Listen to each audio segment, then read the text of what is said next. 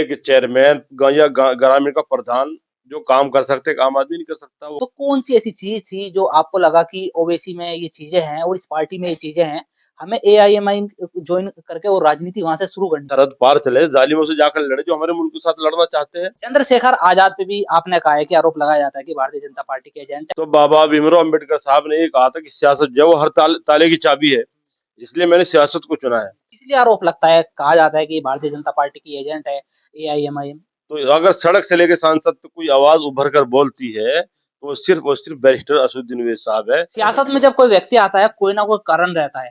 आज हमारे साथ ऑल इंडिया मजलिस-ए-इत्तेहादुल मुस्लिमीन के जो जिलाध्यक्ष हैं मुजफ्फरनगर से इमरान कासमी, से बात करेंगे उनका क्या कारण रहा है जो सियासत में आने का और कब राजनीति में एंट्री की गई और ऐसे हम जवाब भी उनसे जानेंगे अपने सवालों का। सबसे पहले स्वागत है आपका खोजी न्यूज़ में। आपका भी बहुत-बहुत शुक्रिया, धन्यवाद। कैसे शुरुआत हुई? कैसे राजनीति में आपका मन बना कि राजनीति में जाना चाहिए? देखिए, राजनीति एक पावर है। मैं आपको बताऊँ बाबा भीमराव अम्बेडकर साहब जिस वक़्त बैरिस्टर बन गए और बाबा साहब ने सियासत को चुना, राजनीति को, तो लोगों ने ऐतराज़ किया कि आपको राजनीति के अंदर जाने की ज़रूरत क्या है?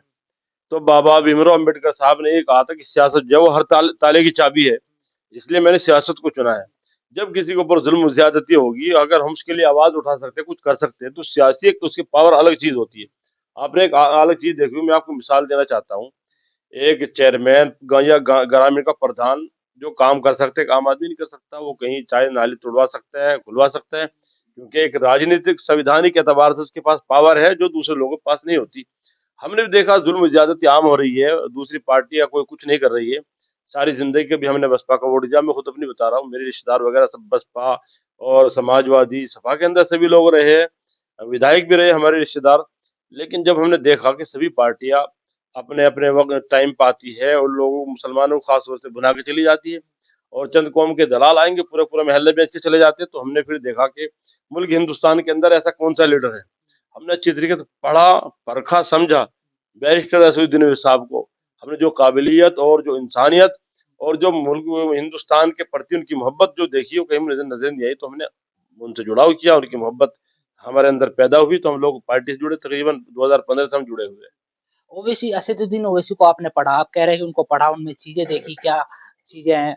उनको देखते हुए आपने एआईएमआईएम जॉइन की और जब से लगातार कार्य कर रहे हैं। तो कौन-सी ऐसी चीज़ थी जो आपको लगा कि ओवैसी में ये चीज़ें हैं और इस पार्टी में ये चीज़ें हैं, हमें एआईएमआईएम जॉइन करके और राजनीति वहाँ से शुरू करनी चाहिए? जी, बिल्कुल, एक तो मैं आपको सीधी-सी बात बताना चाहूँगा, मुल्क हिंदुस्तान का कोई मामला हो, मुल्क के अंदर ज़्यादती हो, किसी के ऊपर ज़ुल्म किया जा रहा हो, दबे-कुचले को सताया जा रहा हो, तो अगर सड़क से लेके सांसद तक कोई आवाज़ उभर कर बोलती है, तो वो सिर्फ बैरिस्टर असदुद्दीन ओवैसी साहब है, जो प्रधानमंत्री हो, मुख्यमंत्री हो या वहाँ स्पीकर हो, सबकी आँखों के अंदर डाल के अगर कोई नेता बात करता है पार्लियामेंट के अंदर, तो सिर्फ असदुद्दीन ओवैसी साहब है।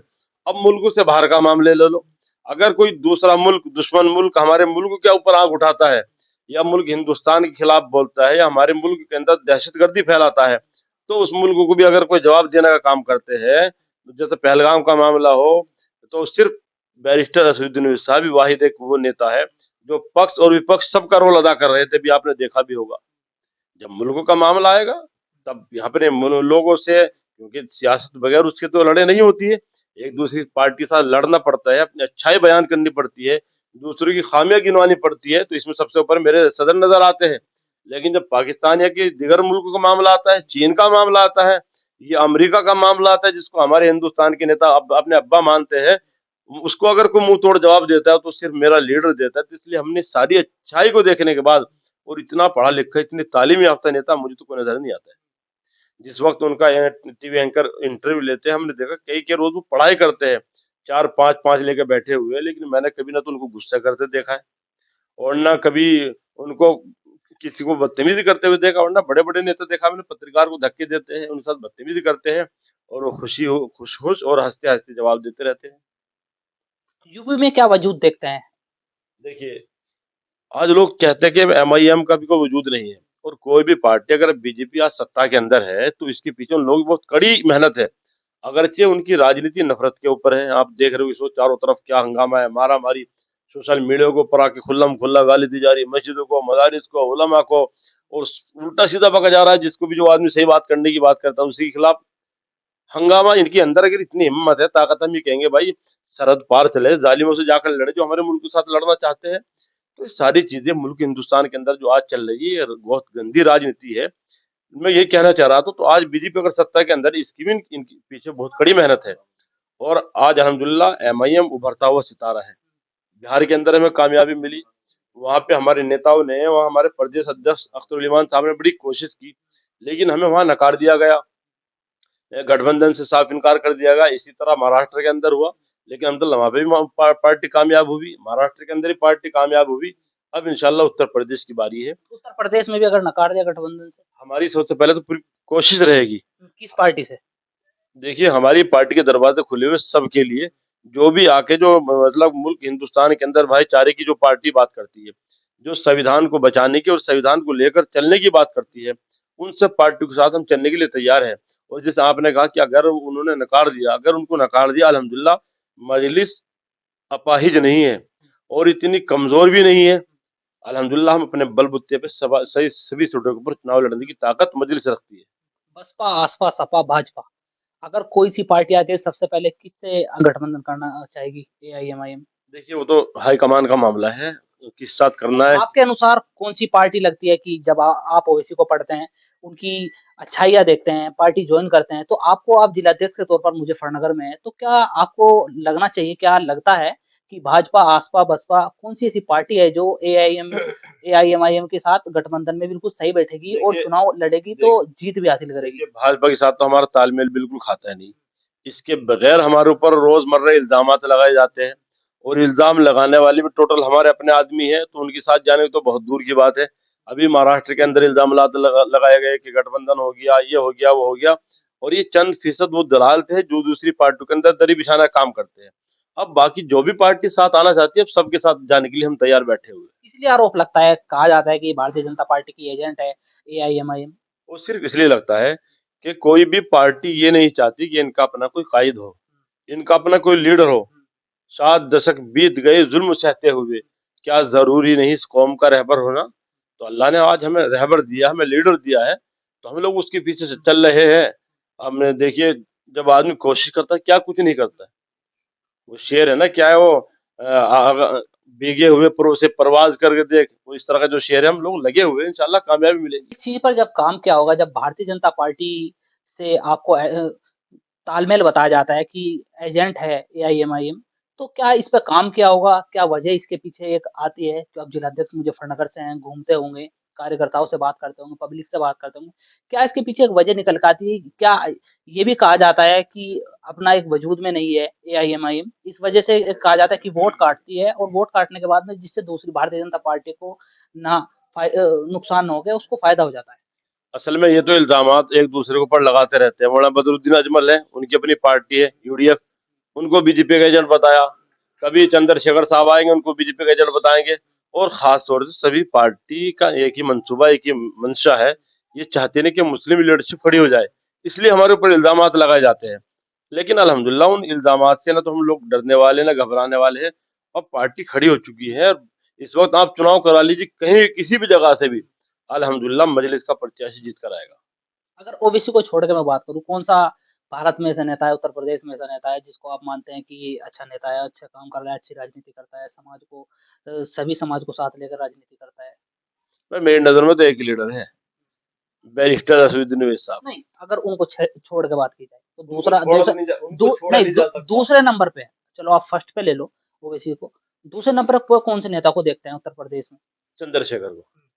क्या चंद्रशेखर से गठबंधन कर सकती है एआईएमआईएम? हमारा बिहार के अंदर उनसे गठबंधन था, और जहाँ तक मुझे उम्मीद है, पहली बात तो हाईकमान का मामला मामला है, छोटा-मुँह बड़ी बात हो जाएगी। हाईकमान जिसकी तरफ इशारा करेगी, जहाँ होगा, हम तो लोग कार्यकर्ता हैं, वहीं जाकर अपने प्रत्याशी को जिताने का काम करेंगे। लेकिन आपकी बात इशारा यही करती है कि अगर गठबंधन होगा, तो जो ज़्यादा चांस हैं, वो चंद्रशेखर के साथ हैं। हाँ, चंद्रशेखर साथ भी है, क्योंकि हमारा गठबंधन पहले वहाँ हुआ हुआ है। और सारी पार्टी को बार-बार हम लोग कह रहे हैं, अगर ये गठबंधन नहीं करते, तो इनका फिर वही हाल होगा जिस तरह बिहार के अंदर बैठ के रो रहे थे, महाराष्ट्र के अंदर बैठ के रो रहे थे। क्योंकि हमें तो चुनाव लड़ना ही लड़ना है, संविधान ने सबको इजाज़त दी है। ऐसा तो हो नहीं सकता कि हम लोग अपने घरों में बैठ जाए, चुनाव ना लड़ें। तो क्या लोगों से जो उम्मीद है, जो आरोप लगाते हैं, क्या वोट मिल पाएगी ज़्यादा बहुत संख्या में? अब अल्हम्दुलिल्लाह बहुत चेंजिंग हो चुका है, लोग समझ में आ चुका है। और रोज मुजफ्फरनगर के अंदर की तो कंडीशन ही, हालांकि हमारे प्रदेश अध्यक्ष, पश्चिमी अध्यक्ष मुसलसल उनके दौरे चल रहे हैं, लेकिन मैं आपको मुजफ्फरनगर के अंदर बताऊं, आज मैं अपने घर पे रुका हूँ, सुबह से लेकर अब तक लाइन लगी हुई, कभी कहीं से लोग आ रहे पार्टी ज्वाइनिंग करने के लिए, कभी कहीं से आ रहे हैं। तो लोगों के अंदर एक प्यार जाग रहा है बैरिस्टर साहब को लेके, और अपना भविष्य, अपना मुस्तकबिल मजलिस के अंदर नजर आ रहा, उनको दिखाई दे रहा है कि मजलिस वाहिद एक जमात हो जो हमारी आवाज उठा रही है, बाकी कोई हमारी आवाज नहीं उठा रहा। मुजफ्फरनगर में अगर बात की जाए तो एआईएमआईएम का पार्टी कार्यालय कहाँ है? अभी मुजफ्फरनगर के अंदर हमारा पार्टी कार्यालय अजमत मार्केट के ऊपर था, लेकिन चंद दिनों से वहाँ पे पार्टी कार्यालय नहीं, फिलहाल पार्टी कार्यालय हमारे घर पे चल रहा है पे। ये भी अल्हम्दुलिल्लाह पार्टी कार्यालय ही है, और बहुत जल्द हम लोग नया कार्यालय का उद्घाटन करेंगे, फिर आपको भी बुलाया जाएगा। ये भी आरोप लगता है कि जिस पार्टी का कार्यालय जिला कार्यालय नहीं है, वो नहीं, पार्टी क्या चुनाव में मैदान में उतरेगी? हमारी पार्टी का जिला कार्यालय है, लेकिन जहाँ पे हमारा कार्यालय था वहाँ पे चंद दिनों से नहीं है, क्योंकि उस दुकान वगैरह उसके अंदर कुछ काम वगैरह चल रहा था। इंशाल्लाह बहुत जल्द उद्घाटन होगा, आपको बुलाया जाएगा बहुत जल्दी। चंद्रशेखर आजाद पे भी आपने कहा है कि आरोप लगाया जाता है कि भारतीय जनता पार्टी के एजेंट है, और ओवैसी पे, ओबीसी यानी एआईएमआईएम पे भी लगता है कि भारतीय जनता पार्टी के एजेंट है। कौन लोग आरोप लगाते हैं? आपको लगता है कि कौन लोग हैं जो आरोप लगाते हैं, इस चीज को हवा क्या देते हैं? बताऊँ, ये वो लोग हैं जो अपने जिला अध्यक्ष के लिए एक शब्द नहीं बोल सकते, एक ट्वीट नहीं कर सकते, उनके जिला अध्यक्ष की बेइज्जती कर दी जाती है, उल्टा 151 का चालान कर दिया जाता है 151 के अंदर, और वो अपने जिला अध्यक्ष के लिए एक लाइन नहीं बोल सकते, वो हमारे ऊपर इल्जाम लगाते हैं। किसकी तरफ इशारा कर रहे हैं समाजवादी पार्टी अरे के आपसे राष्ट्रीय अध्यक्ष? ज्यादा कौन जानता होगा, आप तो जानते हैं, आप तो हमसे ज्यादा जानते हैं। मीरापुर के विधानसभा चुनाव को कैसे देखते हैं? समाजवादी पार्टी के प्रत्याशी मैदान में थे, आपके पार्टी के प्रत्याशी मैदान में थे, और आरएलडी के प्रत्याशी भी मैदान में थे। एनडीए का गठबंधन था, यानी एनडीए से एक मिथिलेश पाल को लड़ाया गया और मिथिलेश पाल वहां से विधायक चुनी भी गई। तो क्या उसमें चीजें देखी गई? कितनी वोट मिली? क्या संघर्ष था? और क्या कमियां रही हैं जो चुनाव हारे आप? कमियां तो साफ साफ नजर आ के, कमी किसकी थी? प्रशासन की कमी थी, खुला खुला गुंडा राज चल रहा था, लठ बज रहा था। मैंने और हमारे प्रत्याशी ने, हमने खुद देखा, हम लोग जैसे ही पोलिंग पे जाते थे तो उसको चला चालू कर दिया करते थे, जैसे हम निकलते थे चारों तरफ से फोन आने शुरू हो जाया करते थे कि पोलिंग बंद कर दिया गया, वोट डालने नहीं दिया जा रहा है। और उस वक्त मेरापुर के अंदर अगर कोई प्रत्याशी था या कोई जिला अध्यक्ष इस पार्टी का था, तो इसी पार्टी का जिला अध्यक्ष था और इसी पार्टी का प्रत्याशी जो अड़े हुए थे, और हमारे प्रत्याशी के बेटे को ऊपर वहां पे मारपीट की गई, उसको थाने के अंदर बंद किया गया, क्या कुछ नहीं हुआ। लेकिन हम लोग डटे रहे, इसके बावजूद हमारी पार्टी ने वहां 20-21 हजार वोट लेने में हम लोग कामयाब हुए। अगर वहां पे ऐसा ना होता तो इंशाल्लाह उस सीट हम जीते। समाजवादी पार्टी कहती है अगर ऐसा ना होता तो हम जीत जाते। आप कहते हैं कि अगर ऐसा ना होता आप जीत जाते। अरे वो तो हमेशा से इसी बात कहते आ रहे हैं, लेकिन अब मुझे लगता है वो पूर्व जो उनके पीछे लग चुका है, वो हटने वाला नहीं है। अभी सिर्फ एक ही रास्ता है, अगर वो इस साहब को साथ लेते हैं, वो सभी पार्टी को साथ लेकर चुनाव लड़ते हैं, तो कुछ हो सकता है, वरना इनके अंदर इतनी ताकत नहीं है बीजेपी को हटा सके। और सीधी सीधी सी बात है, जहाँ पे मुस्लिम बाहुल्य सीट है वहां पे समाजवादी जीत रही, जहाँ पे यादव बहुल्य सीट है वहां बीजेपी भी जीत रही है।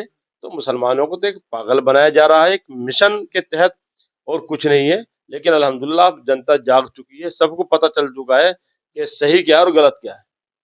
अब तक एआईएमआईएम के तो में पार्टी में रहकर किन-किन पदों पर आप रह चुके हैं, कार्य कर चुके हैं?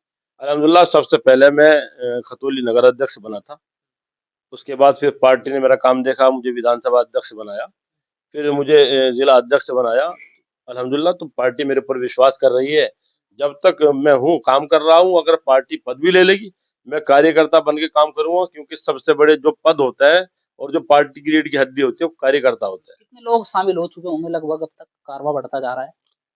कई हजार लोग शामिल हो चुके हैं, रोज़मर्रा लोग पार्टी जॉइन कर रहे। देखिए, मेरापुर के अंदर 20-22 हजार वोट का मिलना, तो समझ लीजिए तो कुछ ना कुछ तो अब होने वाला है। कभी लगा हो राजनीति छोड़ देनी चाहिए? राजनीति में 2014-15 में एंट्री करने के बाद कभी लगा हो कि नहीं, राजनीति चंद छोड़नी लोग चाहिए? इल्ज़ामत लगाया करते थे, परेशान किया करते थे, लेकिन जब उन्होंने समझा, जहाँ पे मैं अल्हम्दुलिल्लाह इमामत भी कराता हूँ, तो मेरे सारे नमाज़ियों ने, मेरे पूरे मुक्तदियों ने, सबने मुझे सपोर्ट किया, मेरे साथ चलते रहे।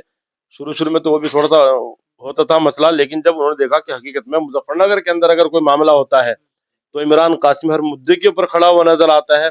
वो दलित के साथ में हो, या किसी और पिछड़े के साथ में हो, या किसी मुस्लिम के साथ में हो, जब भी कमज़ोर को कहीं सताया जाता है, तो इमरान कासिम वहाँ सबसे पहले खड़ा होता है। क्यों खड़ा होता है? इसलिए कि हमें बैरिस्टर असदुद्दीन साहब ने सिखाया है, अगर तुम्हारे ऊपर कहीं ज़ुल्म हो रहा है, तुम्हें आवाज़ उठानी है। ठीक है, ये थे ऑल इंडिया मजलिस-ए-इत्तेहादुल मुस्लिमीन के जिला अध्यक्ष मुजफ्फरनगर से इमरान कासमी। हमने इनसे बातचीत की, इनका क्या कहना है आपने सुना ही है। देखते रहिए खुज न्यूज़।